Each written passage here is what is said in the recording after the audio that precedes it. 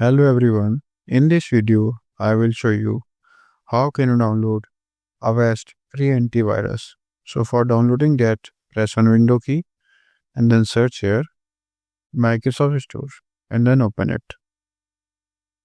So now here on the Microsoft Store, on the search bar, search here Avast free antivirus. So let me search here and just wait for the search results.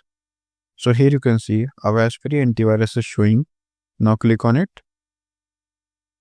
So now by clicking on install, you can download Avast free antivirus on your computer, which provides many scam protections and features.